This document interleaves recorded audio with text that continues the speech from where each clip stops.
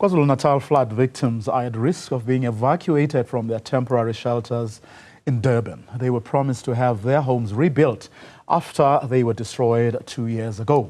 Now they say the city has stopped paying for their accommodation. Newzroom Afrika's Phila Duma has been visiting some of the victims.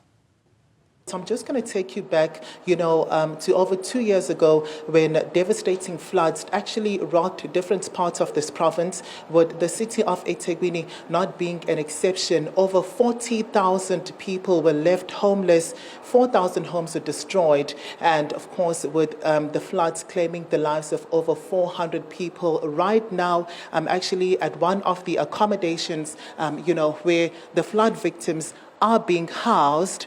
We had been told, obviously, by the city leadership as well as the provincial leadership, saying that they were going to speed up the process of rebuilding the structures, that were destroyed by these floods. I'm just going to take you through, one of the living conditions of, some of the victims that are accommodated here. As you can see, we've also been told that at least 12 people are actually accommodated in this space entirely. I'm going to speak to some of the people who actually have to live here on a daily basis.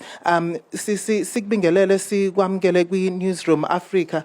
Siya-understand ukuthi ungabanye babantu abahlala kule ndlu le. Mhlawumbe ungasichazela ukuthi isimo sikanjani njengoba nihlala la? Yebo, nginganichazela. La endlini sihlala soba u-12. Siney'ngane. La ndlu kunamagundane, angivuli imbobo, izindlu zethu ziney'mbobo zamagundane, uthulele uvikana namagundane. Kuney'mbungulu, imibhede yalami idala iney'mbungulu. Ngaphezu kwalokho, ngama-weekend kuba nomsindo, kunabantu abaphuza utshwala, asilali, asikutholi ukuthula, nokuthi nje ukuhlala nomunye umuntu wekunye ifamily. Uwena ungesinye isibongo, lokho akubi comfortable, awubi nayo kahle privacy uwedwa, uhlala nomunye umuntu ongamazi, ongakhulanga naye, ongakhulelanga kubo, mhlambe ongasiyena ilunga lakho lomndeni.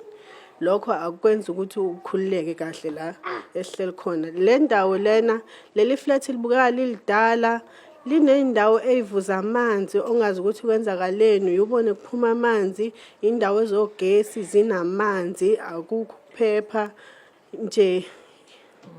Ngingachaza nokuthi lana abantu akuhlonishwana. Abantu bala ingoba sihlala sibaningi, akuhlonishwana, abantu babukelana phansi, sithathana kancane.